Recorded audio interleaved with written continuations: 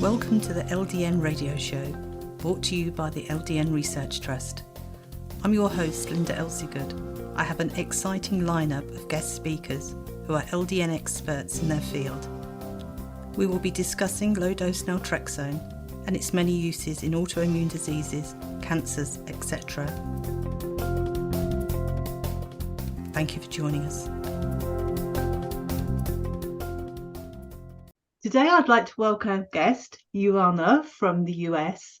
Thank you for joining us today. Thank you. I'm happy to be here. So can you give us your life's journey to where you've got to today? Yes. So when I was my journey starts a little bit early on. So when I was a kid already, there were some things that were a little bit off. I had a lot of nausea and a lot of kind of GI problems, which only later on in my 20s ended up that it was gastroparesis. So having difficulty kind of with the stomach digesting everything, taking a lot longer, which probably did not set me up for success later on, as I probably wasn't absorbing a lot of nutrients, and that didn't help. Also had some other kind of weird, interesting neurological symptoms with my hands and my feet. So kind of there were a few things that were off as I was a kid as well. And as I got a little bit older and I had a surgery, things were kind of slow for me to recover after the surgery. And as I was recovering super slowly, a few months later, when it was summer, I started, when I was walking outside, I started getting chest pain and palpitations as I was walking outside. So generally it was triggered when it was heat. So I'd be walking and it was maybe just mildly hot. And my chest would start hurting. Pretty much my heart felt like it was hurting. The pain would radiate to the left side of my body, up my face, down the left side of my body. And it was just quite scary. And you know, the palpitations were quite forceful. And that made it really, difficult. So I started going to see doctors and I started trying to see what's going on. One of the first ones thought, I think he said I might have some kind of heart damage. So a few of the cardiologists were quite concerned and a few of the other ones were saying, oh, it's just anxiety, it'll pass. So as the years continued, pretty much my problem was a seasonal problem only in the summers. And so every single summer I would go to the doctors, and every single summer it'd be kind of a range of it's nothing to, well, maybe it's something, but we don't know what it is. Maybe try not to move too much. So it was kind of a lot of uncertainty for those years. Obviously, with that, there were other symptoms, but because I'd had random symptoms since I was a kid, I kind of just said, okay, well, those don't matter as much as the heart pain does and the chest pain and everything else. And finally, after 4 years of that, it started getting to the point where my symptoms, I was inside and my symptoms started bothering me inside in an air-conditioned building as well. And at that point, it was kind of my day-to-day. I would wake up and I would be the palpitations would be quite intense upon waking up. It felt like I was on a roller coaster. I would be really dizzy. I would be really nauseous. They were just every morning. It just felt like a wave of symptoms hit me as soon as I woke up. And trying to get ready for anything would just completely exhaust me. There was no more energy left. So I'd have to kind of, get up from the bed and go rest on the couch, lay down. And only at that point, and same thing throughout the rest of the day, I was nauseous, I was dizzy, I was in pain. The symptoms just kind of started adding up. And at that point too, every time I did stand up, my heart rate would go to maybe 170 beats per minute. So it always felt like I was standing, like I was just standing, like I was running a marathon. So that made it really difficult. Obviously, same thing day to day. And just when you're feeling that kind of constant like fight or flight in your body, it just makes it so harder to even be with others or to interact, just because you feel like you're always trying to regulate or trying to just be okay and not be overtaken by the symptoms and the fact that there's just so many of them. You don't know what the next thing is going to be. You can't sleep at night. It's really all over the place. So finally, at that point, I was diagnosed with postural orthostatic tachycardia syndrome, and they did a tilt table test. They confirmed it. And then the years that went on afterwards, I was also diagnosed with quite a few other things that often are seen with this, such as EDS and MCAS, so mast cell activation syndrome. And the symptoms at that point, I was put on beta blockers, which actually helped quite a bit. I was able to at least go for short walks and I was able to stand up a little bit more. Still, all the other symptoms were there, obviously, with the fatigue and the dizziness and nausea and everything else, but at least the heart rate was a little bit more controlled, and I felt like I had a little bit more energy to at least stand up and more or less do day-to-day tasks. And then obviously, because in a way the beta blockers are kind of just blocking that symptom, they were kind of masking it. there were a lot of other things that started going on underneath the surface. Obviously, the problems with the mast cells got worse, and then I just started being reactive anytime there was any kind of, even like any kind of chemical, and like if there had been a chemical and somebody had cleaned in the space where I was, it was difficult for me to, I would be in pain, and I would get the chest pain again, I would get redness, and I would kind of like puff up. So I started getting just a lot more symptoms. Just my body was kind of just slowly like disintegrating year by year, although, I was taking the medications, obviously, as you very well know, Linda, like, you go to the doctors and they don't really have a lot of answers for you a lot of the times. So that kind of just continued in that same path. And then at some point, I think I'd pretty much hit a rock bottom of the symptoms were getting worse. And I realized that I was on sick leave, and I realized this, I realized I didn't know how I could be working. I realized that this was like a full-time job of just taking care of myself. And I started thinking maybe there's something else that, that can be done, and kind of similar to you when you started going on your own path to find out what can be done. And one of the first things I started doing is kind of trying to really pace a lot better, because I realized so much of my day-to-day was kind of up, down, like kind of just, there was not a lot of stability. And as a result, I was constantly in a way triggering my body too, whenever I would go into this kind of fight or flight mode. And through that, I then slowly started actually getting a little bit better too. And it felt like it was more stability. Also, I still had problems with energy. And then that's how I kind of came across pretty much functional medicine. That's how I came across the Functional Medicine Coaching Academy. I started training there. And that's when too, I discovered the power of food and nutrition and the connection with that in the body, and mind-body medicine and movement. And I started implementing a lot more of those things together. And through that, kind of slowly over the years, of course, it's a lot of trial and error. You do get better, and it does get better. But it was a lot of trial and error at the beginning, and trying all kinds of dietary things, trying all kinds of things with movement, with pacing, with nutrition. And then through doing that, I kind of found almost like a pathway. And when I trained to become a coach, I started helping people kind of implement this step by step. So kind of we go through 3 steps, which is kind of regulating the nervous system, pacing being that first step and really kind of the base. The second step being looking more at nutrition and the gut and the enteric nervous system. And the third step, of course, looking at movement and how we can get our body kind of back where it used to be.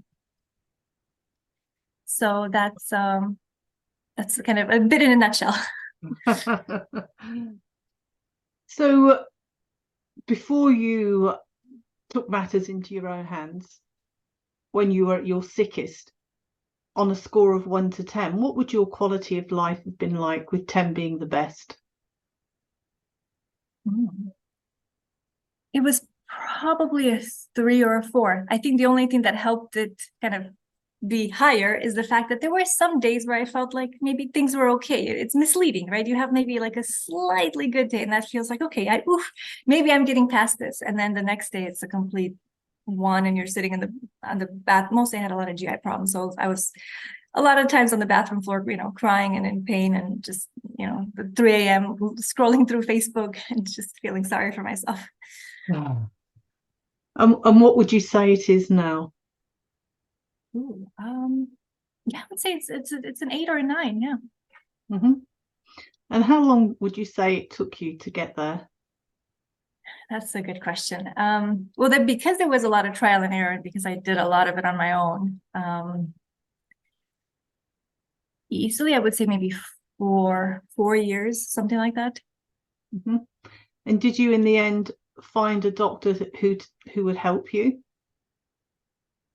I did actually find a specialist from the UK that I spoke with. It was private, and I wasn't living in the UK, obviously.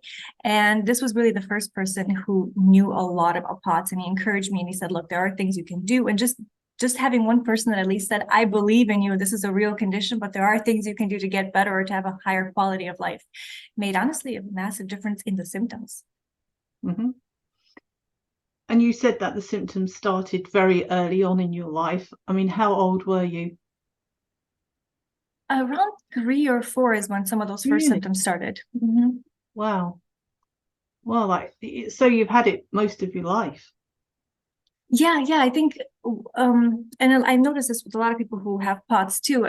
They kind of have it, or maybe they'll be like, oh, interesting, I fainted a few times when I was a kid, or they have kind of things. Or maybe the parents will say they were craving a lot of salt as kids, because people who have POTS are obviously eating a lot of salt and they're craving this too.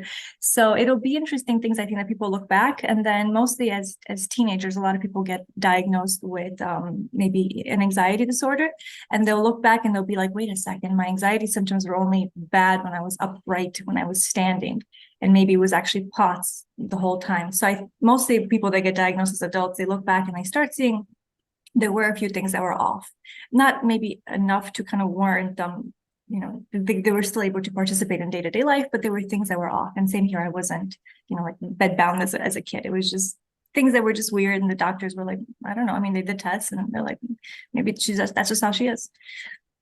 Mm-hmm.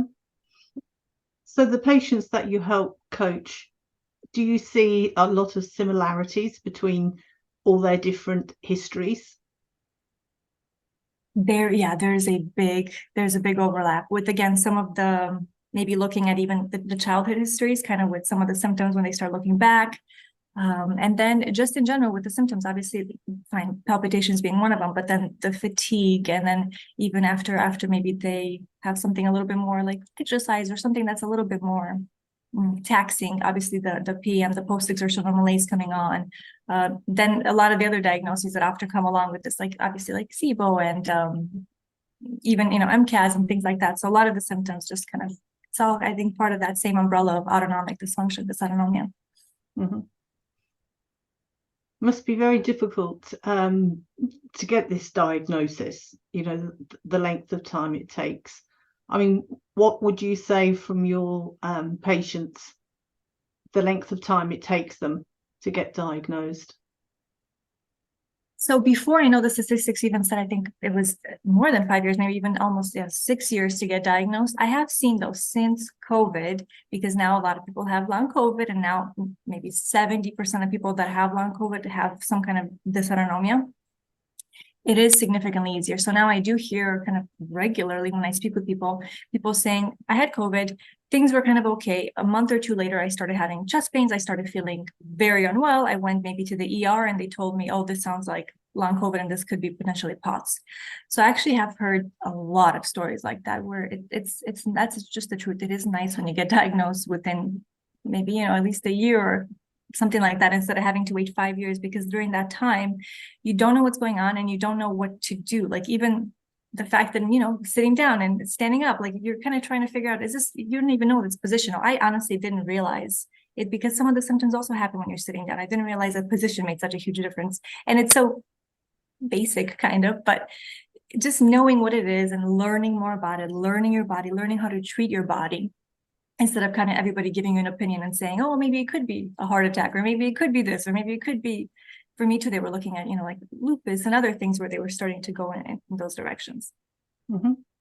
And what's the longest length of time it has taken somebody that to be diagnosed? Well, so I do work with people who are in their 60s, and they started having symptoms when they were in their 20s or teens. And obviously, 40 years ago, I think they would get diagnosed with usually maybe some kind of heart condition is what they would say they have. They're like, oh, there's nothing wrong with your heart, but we're just going to kind of call it that. So there are people who really have maybe 20 plus years, and they finally got diagnosed only a lot later on in life. How do you think it affects people mentally, with having all these different symptoms, with seeing so many different doctors, trying so many different treatments, but you don't feel any better? I mean, how does that affect someone when you're not believed? I think the biggest problem with that is that you lose trust in your own body.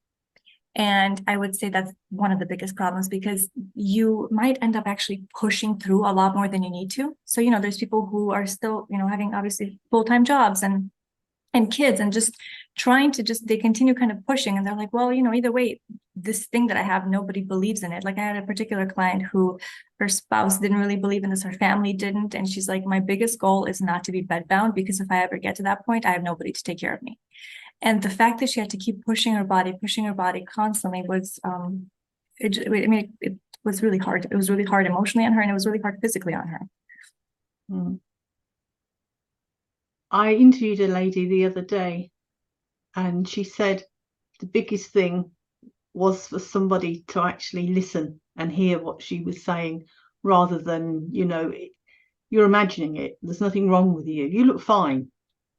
And I think we've all been there when you felt so broken inside, and then have somebody to tell you that, you look fine.